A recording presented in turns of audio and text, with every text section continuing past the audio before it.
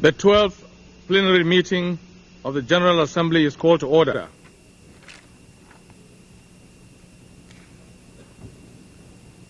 The Assembly will first hear an address by the President of the Arab Republic of Egypt and current Chairman of the Organization of African Unity, His Excellency Mr. Mohammed Hosni Mubarak.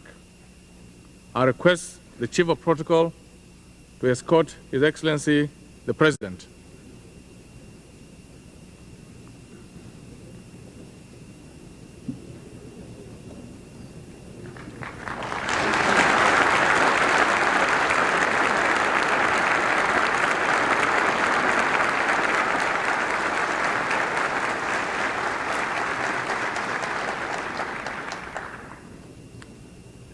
On behalf of the General Assembly, I have the honor to welcome to the United Nations the President of the Arab Republic of Egypt and current Chairman of the Organization of African Unity, His Excellency Mr. Mohammed Hosni Mubarak, and to invite him to address the Assembly.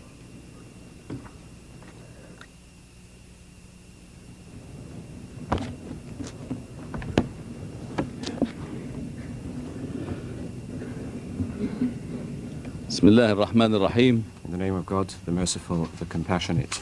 السيد الرئيس Mr. President, يسعدني أن أستهل it gives me كلمتي pleasure أمام at the الجمعية beginning of my العامة address to the 44th session of the General Assembly بتقديم خالص التهنئة to extend القلبية لكم sincere congratulations to you بمناسبة انتخابكم upon your لرئاسة election هذه الدورة. to the presidency of this session. كابن بار As a لإفريقيا faithful المجيد son of the glorious continent of Africa وممثل لها في and هذا as its المناسبة representative to this August forum, وهو ما يعكس تقدير your المجتمع election الدولي reflects the high esteem in which the international community holds your country, your sisterly country Nigeria, and your personal qualities and acumen. ونحن على ثقة We are أنكم confident ستوفقون في تحمل that you will المسؤوليات discharge الوسام.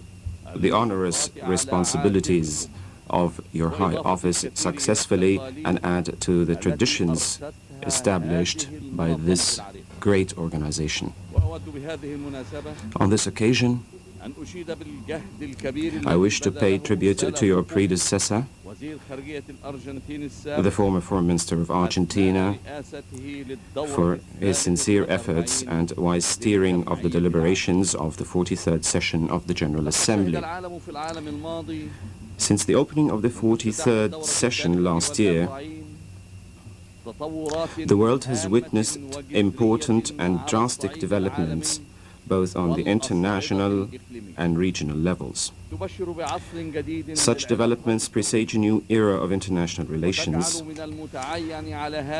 and make it incumbent upon this distinguished gathering to follow it up and prepare itself for it through the creation of an appropriate environment that would preserve the rights of states, big and small alike, and safeguard their security. Such environment should ensure a role for everyone in this process which does not concern the big powers alone, but is related to the future of mankind at large, particularly at a time when the problems facing the third world, especially in the economic domain, are still pending agreement on an acceptable framework to cope with them effectively. Therefore, we should seek together to broaden our vision of the world in this new era and to define the role each one of us should play in order to contribute to shaping this era and to laying down its foundations.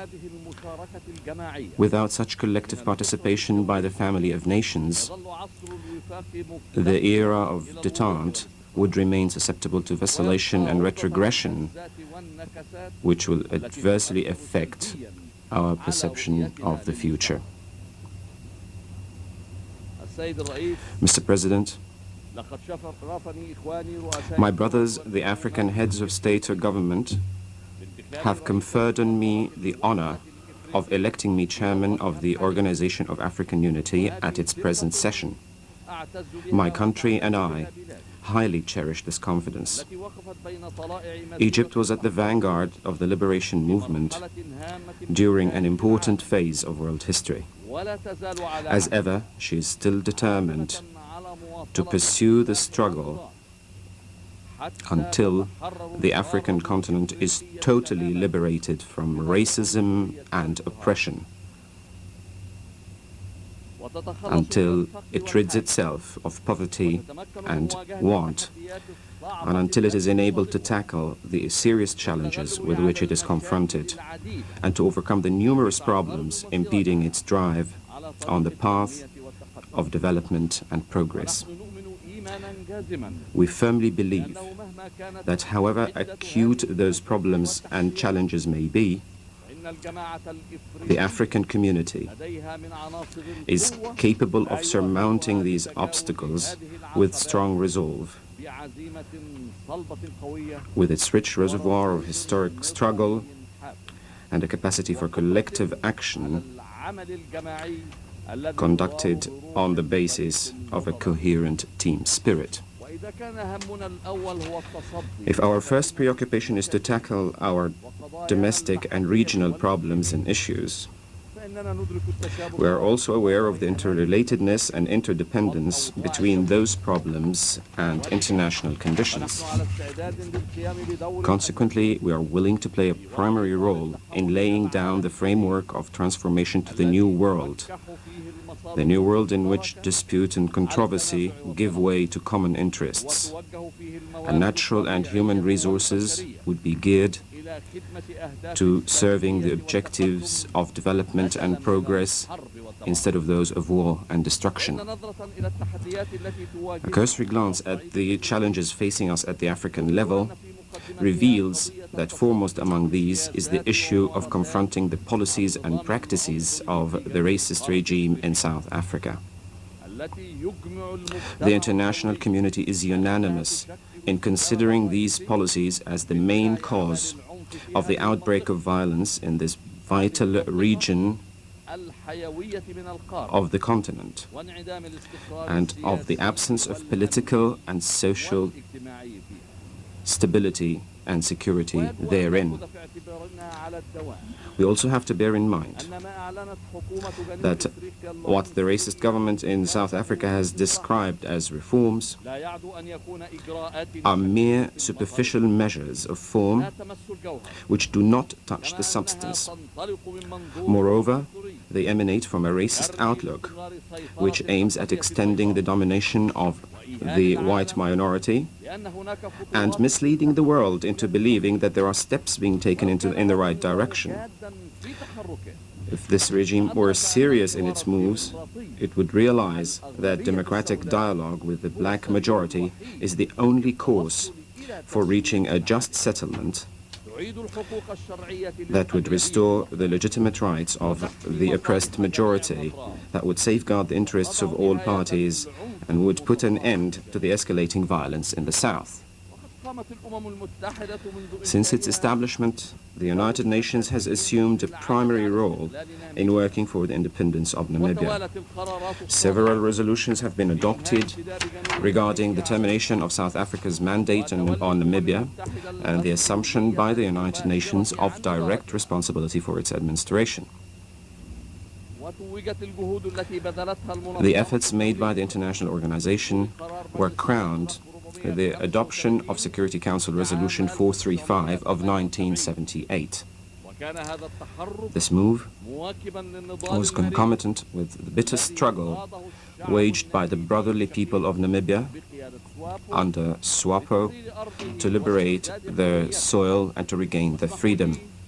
Allow me from this rostrum to pay tribute to those heroic people who have given the greatest examples of sacrifice and who have demonstrated to the whole world the true mettle of the genuine African peoples.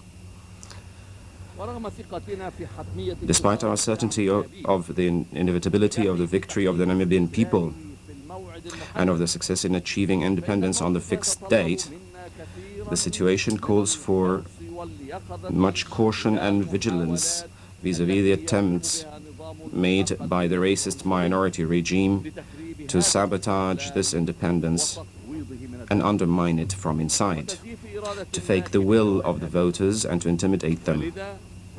The Committee of African Heads of State or Government, entrusted with following up the situation in Southern Africa, therefore, met in Harare on 21 August 1989 to draw up plans to confront and foil these attempts so that the sun of freedom can rise again on this good earth and that we can celebrate together this great event next April.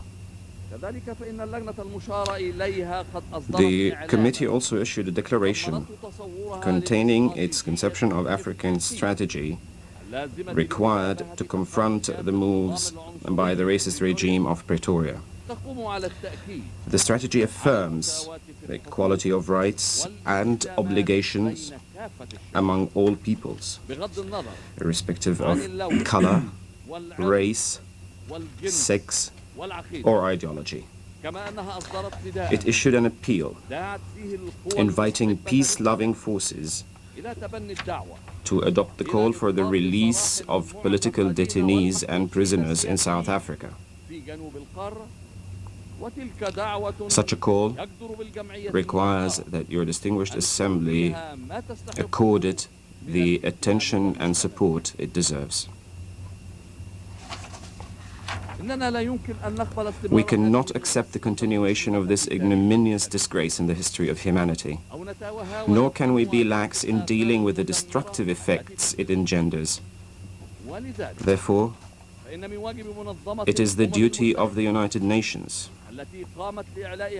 which was established to uphold the right of all peoples to freedom and self-determination. I say it's the duty of the United Nations to resist the persistence of this regime, to work for its further isolation, and to intensify pressure against it by all possible means, so that it can bow to the will of the international community and renounce the illusions of being able to continue crushing the vast majority through intimidation or jail or detain intellectuals and freedom fighters.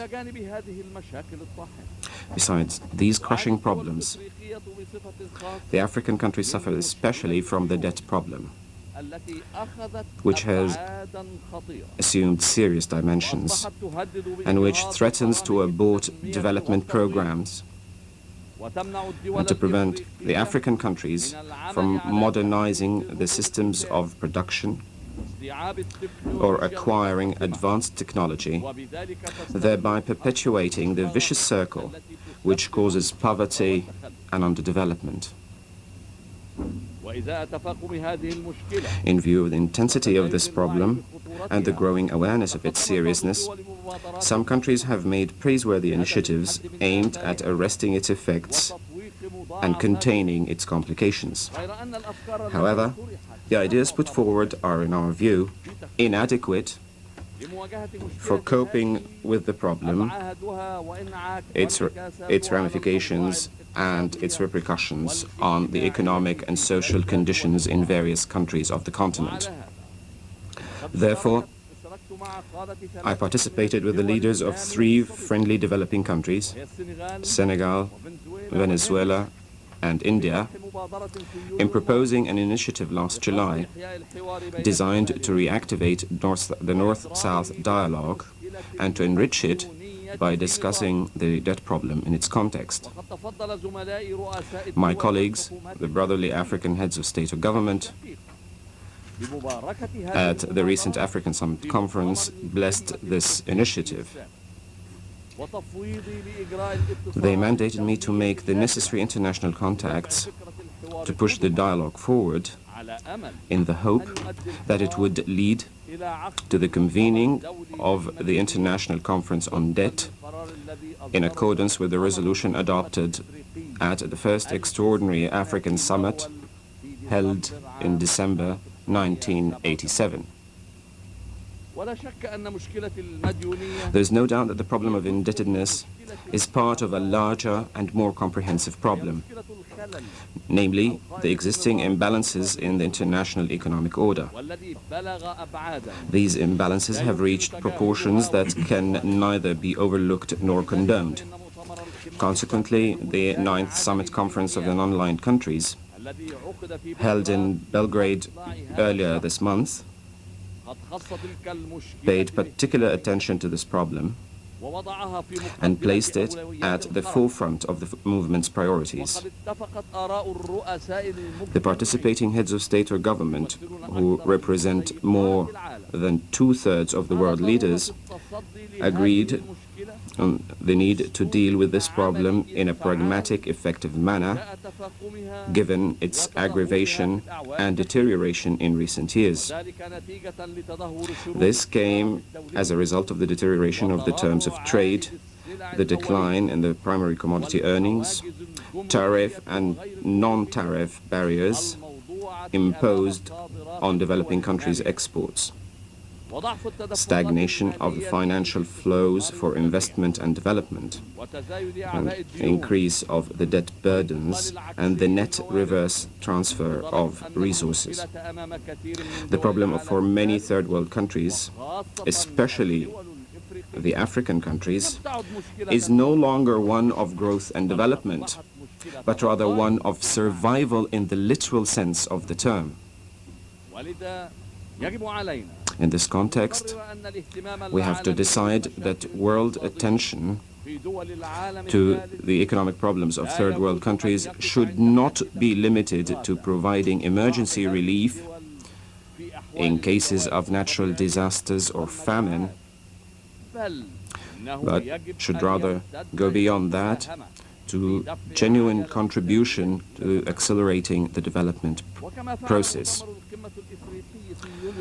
As was the case at the African Summit Conference last July, the Non-Aligned Summit underlined the importance of engaging in a fruitful dialogue with the industrialized developed countries about fundamental economic issues. The summit welcomed the quadripartite initiative proposed in the French capital during the summit of the 7 industrialized countries. The leaders of the non-aligned countries called for the necessity of translating the measures and initiatives aimed at debt relief into a comprehensive confrontation of the debt problem through debt and debt service reduction,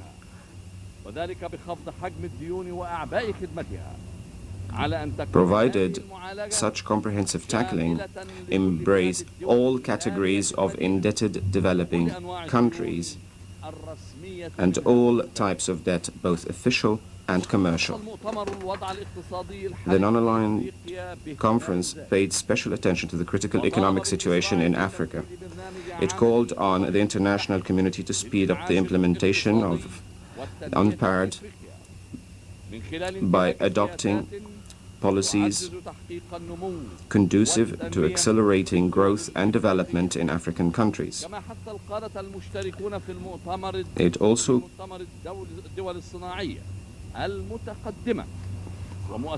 also called on the financial and development institutions to seek to increase financial flows to Africa and to improve the conditions of transfer and disbursement of these flows. They proposed that Africa's alternative framework to structural adjustment programs constitute a basis for a constructive dialogue between African countries and their development partners in the implementation and financing of country programs. Related to the international economic problem is the issue of the environment, whether on the world level or on that of Africa.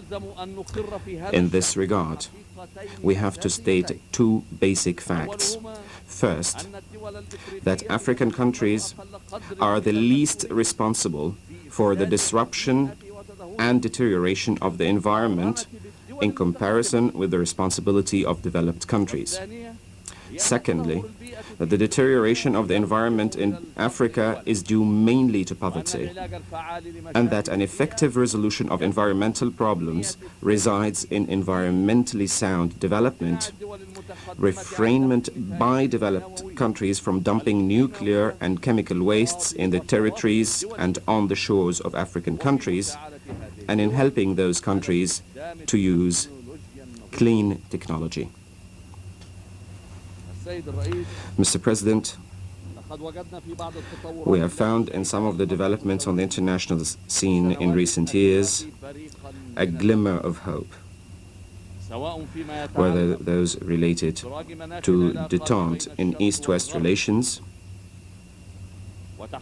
or the achievement of tangible progress in the field of disarmament.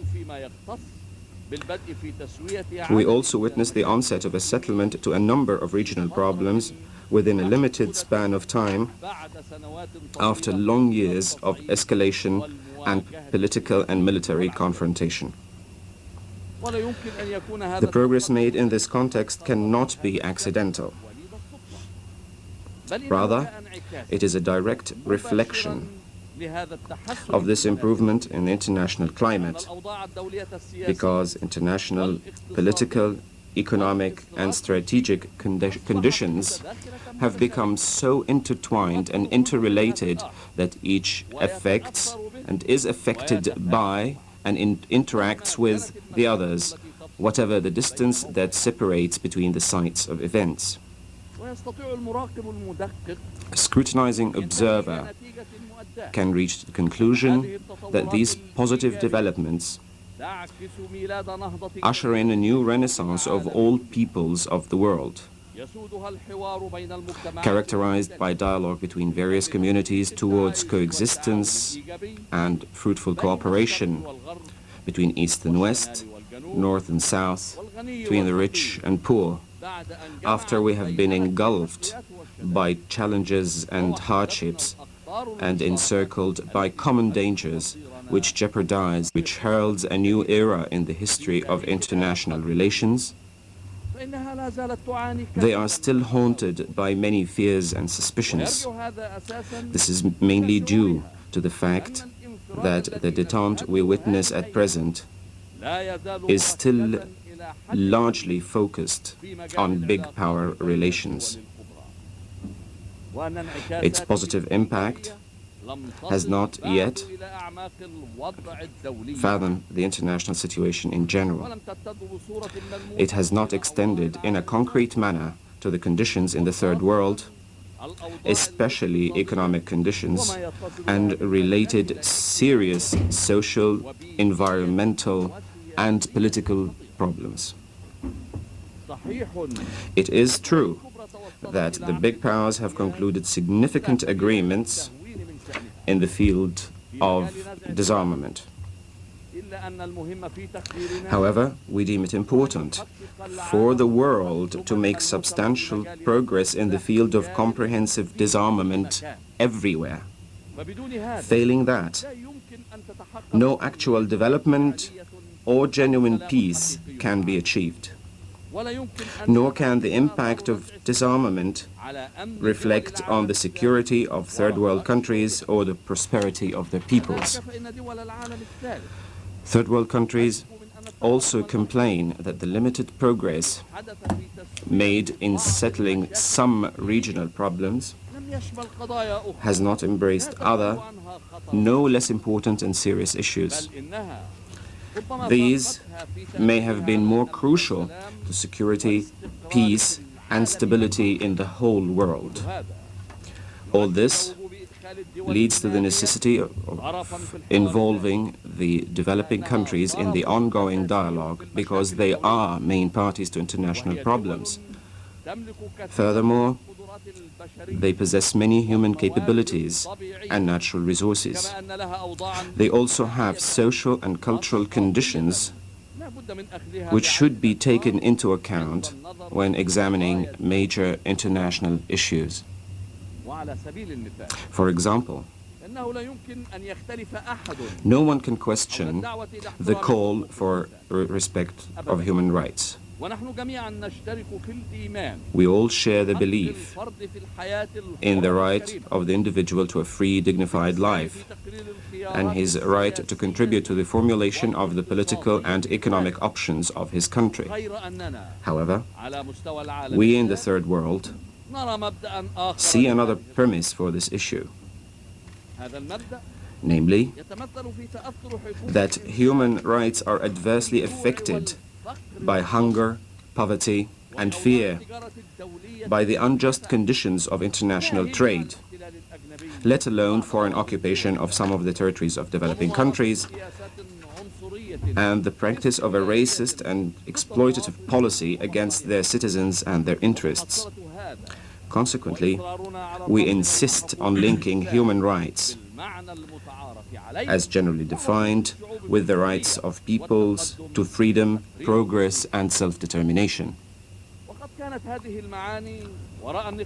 These notions were behind the objective discussion that took place at the recent non-aligned summit about those issues which preoccupy peoples everywhere and affect their security and safety. There was consensus within the movement to seek to reach a common concept to face these urgent issues on the basis of comprehensive dialogue with developed countries. We hope this consensus will meet with the approbation of those countries, and that they will look upon Third World countries as an equal partner in the management of tomorrow's world, not a third party merely receiving what was decided in absentia, benefiting from the pluses which it had not shared in forging and suffering from the minuses which it had not caused or shared in their aggravation. Mr. President, the United Nations has always played an important role in laying down the basis of a settlement to the Middle East problem, particularly as regards the Palestinian problem, which enjoys a special attention by all African and Third World countries. The main features drawn up by the United Nations on the path of a peaceful and just settlement was Security Council Resolution 242 of 22 November 1967, which contained a perception of the balance that should be struck between the rights and obligations of both parties. This was complemented by the resolutions adopted by the General Assembly at its consecutive sessions as regards the rights of the Palestinian people. The Middle East problem has undergone several developments, which have brought the Palestinian question to the fore and demonstrated the importance of dealing with it in all its aspects, if the objective is to reach a historic reconciliation between the Arabs and the Israelis. Such a reconciliation would put an end to war, conflict, and devastation. It would also pave the way for a creative coexistence between the two parties, who are not alienated by historical animosity or by theories based on racist or ethnic considerations. The two parties are bound by the same interest in consolidating peace, stability, and development in favor of all the peoples of the region. Therefore, we have insisted that the Palestinian people participate in the settlement efforts in a direct manner through the initiation of a Palestinian-Israeli dialogue supported by all peace-loving forces. Such dialogue aims at bridging the existing gap in positions, exploring the way to eliminate the conflict once and for all on the basis of applying the principle of land for peace and attaining coexistence and cooperation among all the peoples of the region. the Palestine Liberation Organization, as the sole legitimate representative of the Palestinian people, has taken the positive positions that would help achieve these goals. This is a matter that deserves all the support of the international community. I am pleased to state before you that the efforts we have been making in this respect in the past years have begun to bear fruit. Conditions are now favorable for launching such dialogue without preconditions. It is hoped that the proposed dialogue would lead to a converging perception of steps which would pave the way for peace and for the overall agreement on conditions and terms of a comprehensive settlement. Therefore, we believe that if this opportunity should be lost, would be a grave mistake, which is even graver than all the errors that happened in the past. Errors that have led to the wasting of historic opportunities to contain the conflict and to end its aggravation. Needless to say that this dialogue will not begin in a vacuum. Rather, it will be based on the resolutions and positions which provide it with international legitimacy, foremost among which are Security Council resolutions 242 and 338, and the inalienable national rights of the Palestinian people. The dialogue should be followed by steps which require larger international participation within the framework of an international peace conference in order that a final comprehensive settlement to the dispute can be reached.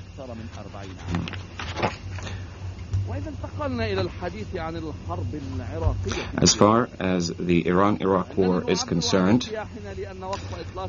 we express our satisfaction that the ceasefire has become an established fact. However, we cannot conceal our concern about the existing state of no peace, no war, and the probabilities of a new flare-up as a result of the non-completion of the arrangements that would lead to the end of belligerency and all claims related thereto, and the removal of all its complications. We truly consider that Iraq has declared its willingness to honor its obligations in the context of the faithful implementation of Security Council Resolution 598 and in conformity with the August 1988 agreement. It has demonstrated its good faith to participate in the achievement of just and lasting peace in that region. We hope that Iran, which is bound to the Arabs with deep-rooted historical and spiritual ties, we hope, I say, that it will adopt a decisive position in favor of peace and will seek to establish normal, good neighborly relations with its Arab neighbors, especially with Iraq, so that the Arab-Iranian relations can return to the situation maintained throughout history, a situation that is necessitated by geographical proximity and a similarity of perils and interests. We have also followed the bloody tragedy in Sicily, Lebanon, for years now, with much regret and sorrow. We believe that an end must be put to the suffering of the Lebanese people. The threats to which they are subjected and which jeopardize their national and regional unity should be halted. This will only be achieved through termination of all forms of occupation and foreign intervention in its affairs, removal of all restraints imposed on its independent national decision, respect for its sovereignty and its right to free choice, and the elimination of aspects of partition which have intruded on Lebanon in those years of agony. We therefore support the sincere efforts made by the Arab Tripartite Committee for the attainment of these objectives. We hope that these efforts will succeed, leading to specific steps in the next few weeks. Any setback to these efforts portends most serious consequences to all parties, even if they are unable to perceive this indisputable fact. Mr. President, I need not emphasize our full support for the United Nations and our adherence to its charter, purposes and principles, which are entrenched in the hearts of our peoples. The United Nations has been a source of inspiration for us in formulating the framework which governs our international action, particularly for the Organization of African Unity, which was established to liberate Africa from domination and exploitation and to apply the principle of equality among individuals and states, regardless of their share of power or might, and to spread a kind human message and cooperation, and to achieve cooperation between the sisterly African states which face the same dangers and challenges, and to spread a kind human message based on adherence to the sublime principles and morality in transactions, respect for the rights of others, rejection of theories of supremacy or discrimination between human beings, and on building bridges between nations and peoples. The third world countries stand firm with all other countries in the world in expressing their confidence in the United Nations and their appreciation for its role, looking at the future of collective life on our planet with great hopes and aspirations. They are resolved to assert their will for the option of peace, to mobilize their resources to serve the objectives of development and progress, to orient their potential towards safeguarding security and stability, and to open up vistas of hope for generations to come. Through objective, constructive action, armed with clear vision that does not miss the target, with faith in the unity of human destiny, and through abidance by legitimacy and the rule of law, we shall forge ahead towards a better morrow, nurturing the branches of freedom, hoisting the banners of peace, building glory and spreading civilization. With enlightened thinking and determined action, we shall overcome hardships, surmount obstacles and barriers, place right before might, and words above the sound of cannons. Thank you very much, Mr. President.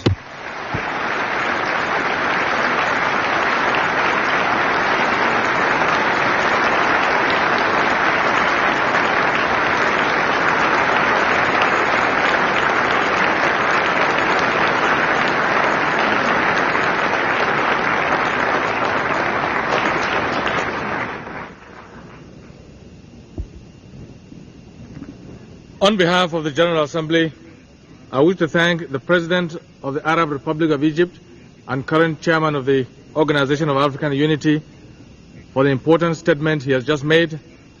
May I request representatives to please remain seated while the Secretary General and I escort His Excellency the President.